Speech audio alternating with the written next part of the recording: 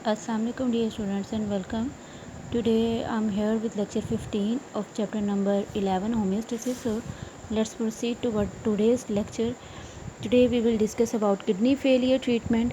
अगर kidney fail हो जाए, किडनी अपना फंक्शन परफॉर्म ना करे तो किडनी का ट्रीटमेंट दो तरीक़ों से किया जाता है.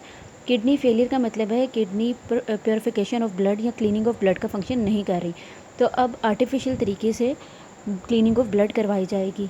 तो दो ट्रीटमेंट किए जाते हैं किडनी फेलियर को ट्रीट करने के लिए, dialysis and kidney transplant. Dialysis की अगर बात करें तो डायलिसिस के भी दो टाइप्स हैं, दो मेथड्स हैं, पेरिटोनियल डायलिसिस एंड हीमोडायलिसिस. अब बात करते हैं डायलिसिस. कहते हैं dialysis means that the cleaning of blood bye artificial method. Blood को आर्टिफिशियली तरीके से क्लीन किया जाता है. तो पेरिटोनियल डायलिसिस को फर्स्टली हम डिस्कस करेंगे. In this type of dialysis the dialysis fluid is pumped for a time into the peritoneal cavity.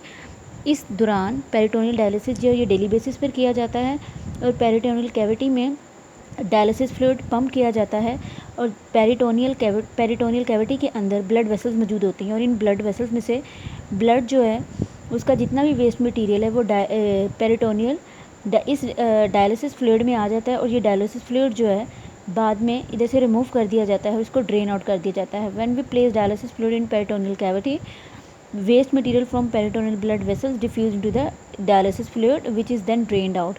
और बाद में इस डायलिसिस फ्लूइड को वहाँ से रिमूव करके पेरिटोनियल कैविटी से रिमूव किया जाता है और इसको ड्रेन आउट कर दिया जाता है. This type of dialysis can be performed at home on daily basis. ये घर पे भी किया जा सकता है और डेली बेसिस पर. Now we will discuss about, अगर आप इसको देखना चाहें तो इसकी डायग्राम है ये यहाँ पे. ये this is called peritoneal cavity और पेरिटोनियल कैविटी के अंदर ब्लड वेसल्स होती हैं. जैसे ही डायलिसिस का जो बैग है जो इसके साथ लगाया जाता है तो उस सारा जो ब्लड वेसल के अंदर जितना भी वेस्ट मटेरियल वो सारा इसके अंदर आ जाता है और उसको वहाँ से बाद में रिमूव कर दिया जाता है, ड्रेन आउट कर दिया जाता है. So now will see haemodialysis. इसमें एक अपरेटस यूज़ किया जाता है जिसे डायलाइज़र कहते हैं. इस डायलाइज़र के ज़रिए जो डायलाइज़र है इसमें जो एक डायलाइज़र यूज़ किया जाता है उसका ट्यूब लाइक स्ट्रक्चर होता है. वो इस तरह से है, लाइक अगर हम देखें इस तरह से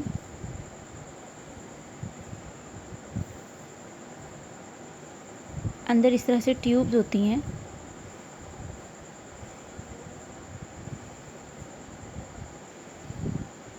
अब ये जो डायलाइज़र है, ये जो मशीन है, ये जो अपरेटस है, इसको अटैच किया जाता है बॉडी के साथ और इन ट्यूब्स के अंदर ब्लड आता है और ये जो ट्यूब्स की जो वॉल है ये सेमी परमेबल के तौर पे काम करती है और इस कैविटी ये जो आउटर साइड है ट्यूब्स की, डायलाइज़र की जो आउटर साइड है, यहाँ पे सारा डायलिसिस फ्लूइड मौजूद होता है और जितना भी ब्लड के अंदर वेस्ट मटेरियल है वो इस सेमी परमेबल मेम्ब्रेन में से बाहर आता है और डायलिसिस में ऐड हो जाता है. इस डायलिसिस फ्लूइड को यहाँ से रिमूव कर दिया जाता है. Blood flows through the tube while the dialysis fluid flows around the tubes. ये जो डायलिसिस फ्लूइड है ये बाहर की तरफ मूव करता है जबकि ब्लड जो है इन ट्यूब्स के अंदर आ जाता है. Extra water and waste move from the blood into dialysis fluid. और जितना भी इसके अंदर वेस्ट वाटर या वेस्ट मटेरियल होता है वो सारा डायलिसिस फ्लूइड के अंदर मूव कर जाता है. The clean blood is then turn back to the body. और यहाँ से ब्लड जो क्लीन होकर वापस बॉडी में चला जाता है. द हीमोडायलिसिस ट्रीटमेंट वो typically given in the dialysis centre 3 times per week. और ये जो डायलिसिस है ये डायलिसिस सेंटर में करवाया जाता है, किया जाता है और एक वीक में 3 टाइम किया जाता है. Now we will discuss about kidney transplant. Kidney transplant जो है ये किडनी ट्रांसप्लांट करने के लिए ये चीज़ देखी जाती है सबसे पहले कि डोनर और रेसिपिएंट के आपस में जो टिशू हैं, जो प्रोटीन टिशू हैं वो मैच करने चाहिए. अगर वो मैच करेंगे तभी किडनी ट्रांसप्लांट किया जाएगा. अगर वो मैच नहीं करते तो ब्रेन उसको रिजेक्ट कर देगा और किडनी अपना फंक्शन परफॉर्म नहीं करेगी और पेशेंट की डेथ भी हो जाती है. We know that dialysis need to be repeated after every few days. Dialysis जो कुछ डेज़ के बाद करवाया जाता है, वीक में करवाया जाता है and it is unpleasant for the patient and attendants. Another treatment for the end stage kidney failure. अगर किडनी टोटली फेल हो गई है, किडनी अपना फंक्शन परफॉर्म नहीं कर रही, तो उस सूरत में किडनी ट्रांसप्लांट करवाया जाता है. It is replacement of the patient demand damaged kidney with a donor healthy kidney. Donor की एक हेल्दी किडनी ली जाती है और ज़रूरी नहीं है कि जो डोनर है वो ज़िंदा हो, डोनर डिसीव भी हो सकता है तो उसकी भी किडनी ट्रांसप्लांट की जा सकती है. किडनी में B donated bye disease donor और लिविंग डोनर. डिसीज मीन जो ज़िंदा नहीं है. द डोनर मे और may not be relative of patient, donor जो है वो ज़रूरी नहीं है कि वो पेशेंट का रिलेटिव हो, वो आउटसाइडर भी हो सकता है।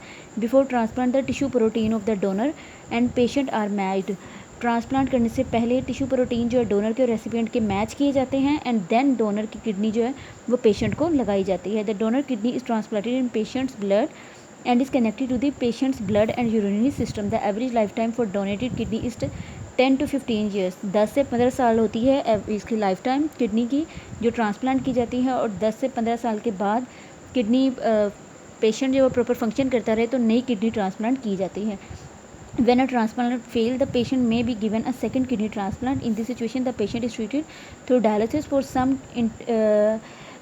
इंटरमीडियरी टाइम, और कुछ टाइम के लिए किडनी ट्रांसप्लांट के दौरान डायलिसिस के जरिए भी पेशेंट को ट्रीट किया जाता है। प्रॉब्लम्स आर ऑफन ट्रांसप्लांट में इंक्लूड ट्रांसप्लांट रिजेक्शन भी हो सकता है, इन्फेक्शन भी हो सकते हैं, इम्बैलेंस बॉडी सोल्ट्स इम्बैलेंस भी हो सकते हैं which can lead to the bone problems and ulcers, ये सब चीज़ें हो सकती हैं। So dear students, here we completed kidney failure treatment, so you will learn kidney failure treatment, dialysis and kidney transplant from book. Till then, next lecture, Allah Hafiz.